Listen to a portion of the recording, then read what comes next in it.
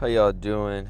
It's your boy SS Motorsport, and what we're gonna be talking about is why did I pick the Camaro 6th gen Camaro 2016 is the one I have over the 6th gen Mustang. So we're gonna be going over that, and we'll be talking about why did that, what was a deciding factor, and everything about it. Let's get into the video. So the first thing, the reason why I did it was because I was really close to getting a Mustang. I forgot to mention that. I was extremely close. I was actually looking for like a 2014, 2015 Mustang because of my price. I wasn't trying to spend more than $20,000 at first, but I realized that like you can't really get anything below 20,000 with low miles in that type of year. It's hard to get it. So, and I started looking in the 2018 Mustangs. I was like, all right, this shit looks good. It got, I think, the 2019 or 2020 around there. They had the facelift. It just looked extremely aggressive in the front. I like that. Also, the 10-speed. The 10-speed automatic transmission was a big one for me. I'm obviously driving a manual. I like driving manual, but I heard a lot of good things about the 10-speed, so I was like, man, should I get it? I wanted to be gapping people, and my times is gonna be really good if I'm gonna go to the track and stuff. So that was one thing that I was so close to getting a Mustang for, because the transmission, the way it looked on the exterior, and we all know that the Coyote engine loves boost, it loves a lot of forced induction. There's so many aftermarkets. But there was another deciding factor why I didn't get it, because everyone has a Mustang. That's the thing. I don't want to have a car that everyone has. Of course, everyone likes to make it special, make their Mustang stand out. I got a Mustang right behind me. But yeah, everyone wants to have their Mustang stand out so it doesn't look like everyone else in traffic. I get that, but I wanted to have something that, people have Camaros, right? So that was one thing I was looking into a Mustang. But the thing is, the one deciding important factor that you should look, whether you're getting or you're in the market for a 5.0 Mustang or a Camaro SS or a Scat Pack or RT, whatever, is look at the bad ratings, look at the bad things about the car. I know it sucks. I was a fanboy, right? I was a Mustang fanboy, like the GTR fanboys that are 14 years old. It's great. You don't want to hear nothing. You don't want to hear nothing bad about your car that you love and stuff, but you gotta take time to do that, because that's gonna save you a lot of money, and it might save you a big decision that you might have buyer's regret after. So I wanted to man, hold up, this guy's getting close to me. I wanted to buy a Mustang, but the thing is, when I started looking, once you type in Mustang engine, one of the first things that you see is engine problems, engine failure, engine tick, typewriter tick. And I was like, oh, what is this? And people got it off the lot, brand new, 10,000, 15, 20,000 miles, already had engine tick. I think there's a problem with their engine, the way they made it in the cylinders or something like that, and it scores it sometimes, and they have to, I think Ford already knows it's a problem. And also, I wanted to get a manual too, manual 6, but I looked, and the same thing, a Mustang manual transmission, problems, shift fork, third gear, fourth gear, going out. So I was like, oh man, I don't want to buy that. And then I had to keep fixing the clutch fork. I gotta fix the tranny. I gotta worry about the engine ticking. I don't want to worry about that stuff. So that's another thing why I didn't get it. I just didn't want to worry about those types of things. So that's kind of what the thing is. When I looked up Camaro, yeah, oil pump failure, a little bit of electronic stuff that's wrong with it. I do have some problems. Sometimes the car doesn't want to start. I already changed the clutch position sensor. I don't know what the heck's wrong with it. I got a new starter. I don't know what's wrong with it. I got a 2016, so this is the first year they added all this technology. So I'm not going to bash the car. Every time there's a new generation, the first year of the car, where it gets a facelift, new technology, it's gonna have problems, all right? I should have got a 2017 or 2018, because some of the problems in 2016, they fixed it 2 years after. So that's part of the problem. I'm not gonna say car is crap, sometimes it doesn't want to start, I gotta fix that. I take it to the Chevy dealership because, you know, they know more about the car than I do.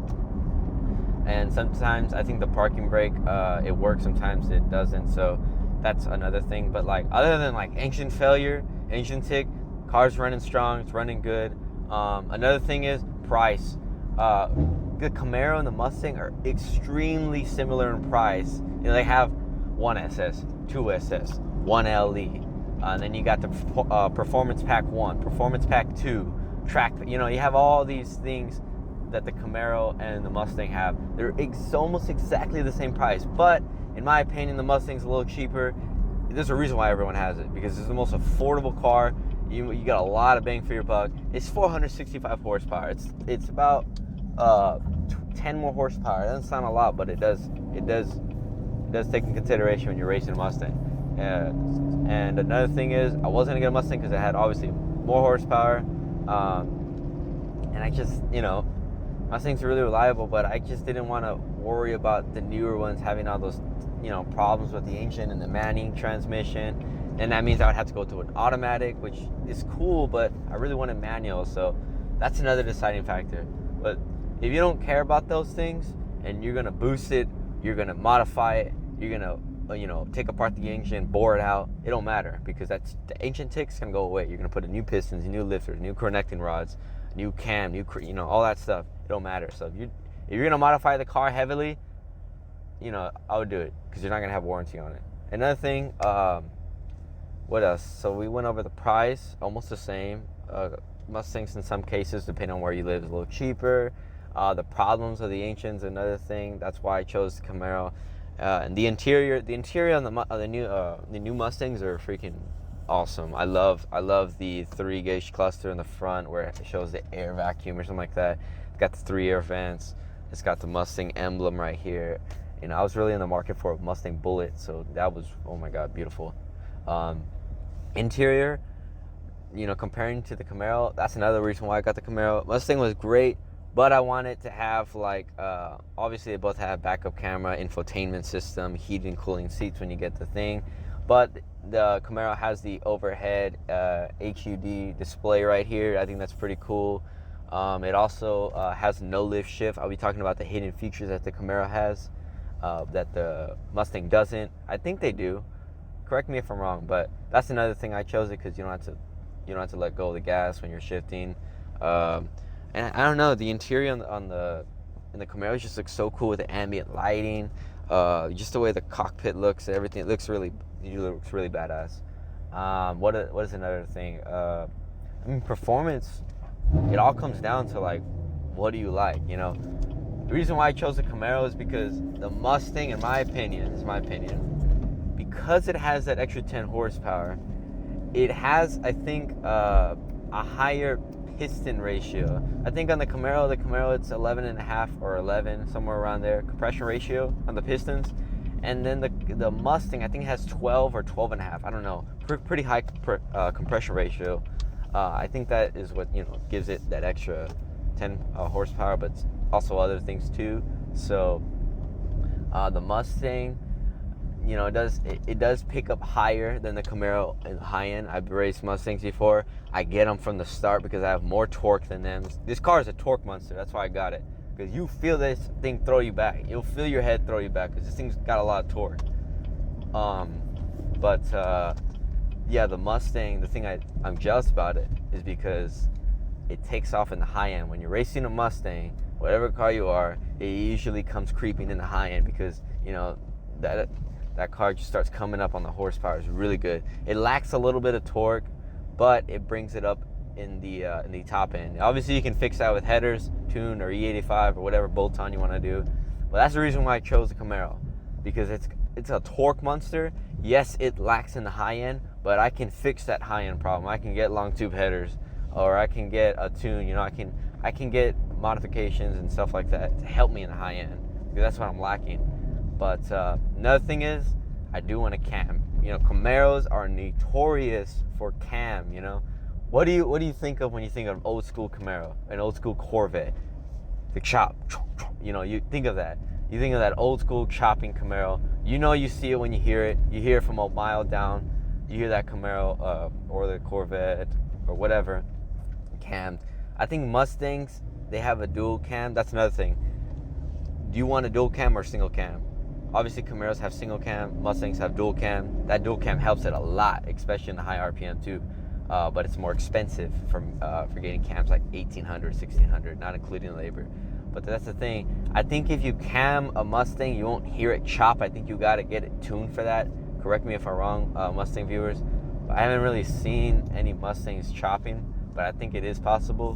But that's another thing. I wanted that classic American muscle cam noise that Camaros are notorious for. And that's another thing. Aftermarket for cams on the Camaro is great. You got BTR, Brian Tooley, Texas Speed. You got other ones too. So that's pretty, it's got a lot of stuff like that. So should you choose the Camaro or the Mustang? Well, it's actually up to you. What do you want? Do you want that that Mustang logo? You want that notorious boost engine? You want all those things? Or do you want torque?